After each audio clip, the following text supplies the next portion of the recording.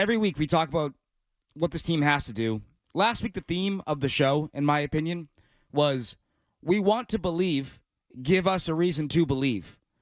And the Bruins said, no. Nope. Sorry. Can't do it. Can't do it. Even in a flawed Eastern Conference, they cannot do it. We go back to the Anaheim game last week.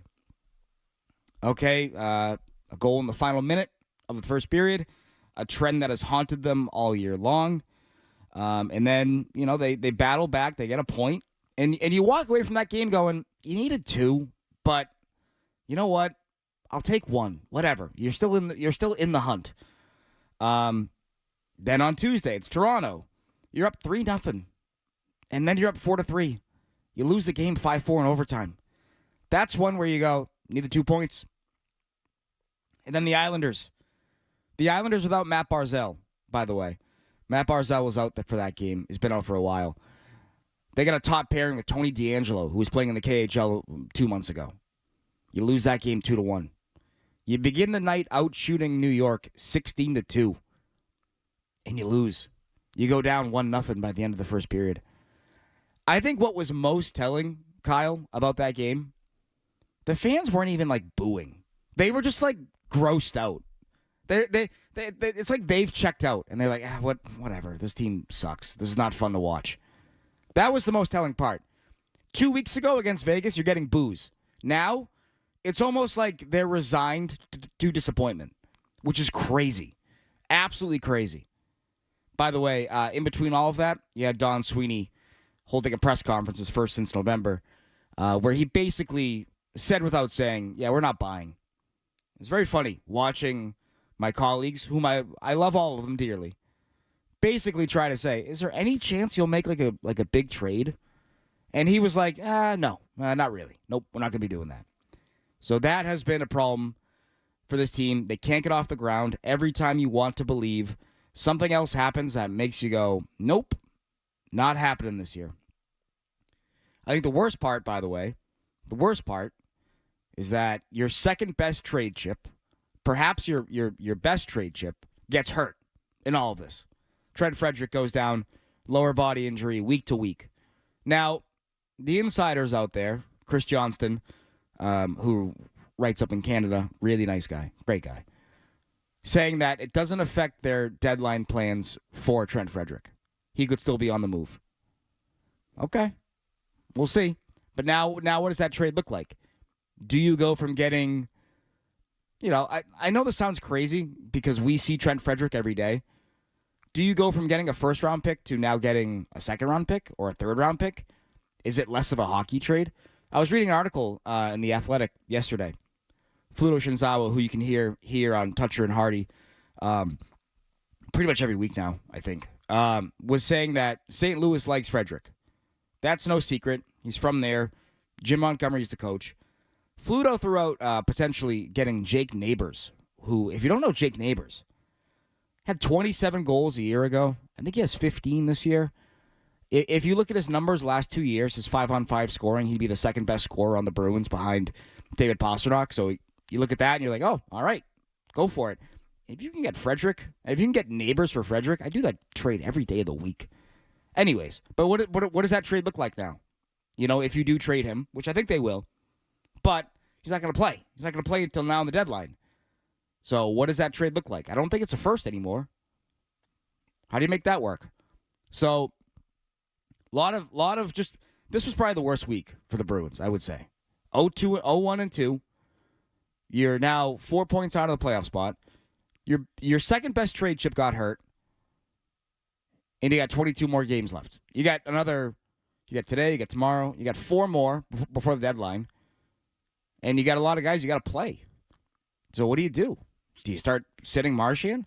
And if you sit Marchand, what's the message that sends? That's basically like, hey, yeah, you're getting traded, dude. We got to hold you out for trade-related reasons. That is a tough sell right now. But that's where they are.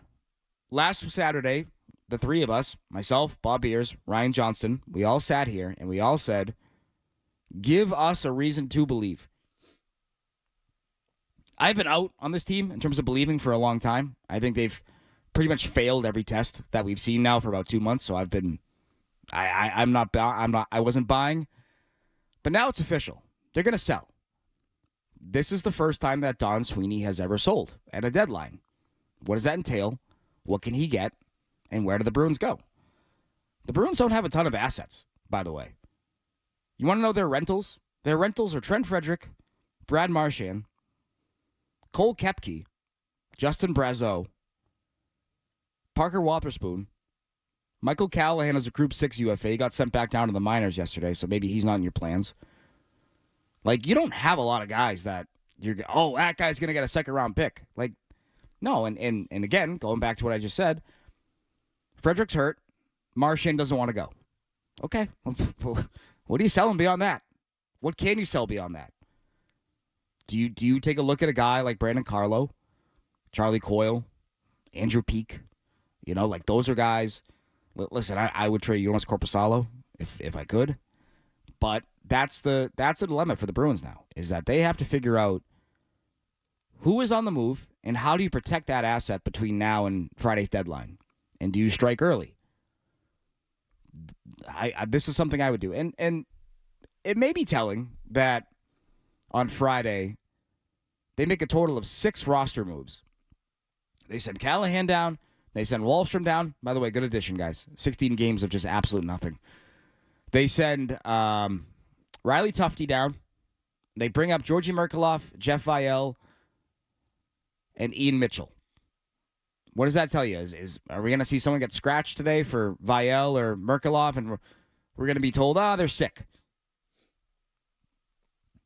What happens there?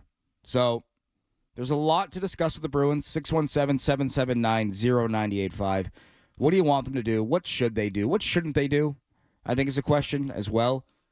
There are no bad. I want to throw this out there. On this show, we respect all trade deadline ideas. I am not going to shoot your ideas down. The worst thing that happens is that you're wrong or I'm wrong. That's it. If you have a trade idea, I want to hear it. I don't care how outlandish it is.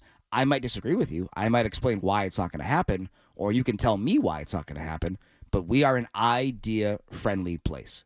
So if you think there's a guy they should trade or they shouldn't trade, I want to hear it. 617-779-0985. Kyle, I will tell you, I have a list of Untouchables, and it rounds out at 4. Actually, 4.5. 4.5 Untouchables. That's it. The entire organization. 4.5 Untouchables. Can I guess? Yes. David Pasternak. Yep. Charlie McAvoy. Yep. Hampus Lindholm. Yes. Because he's injured. You're not going to get anything for an injured guy. Jeremy Swayman. Yes. And the half would be Mason Lohrei, if only because of the uncertainty of Hampus Lindholm's knee.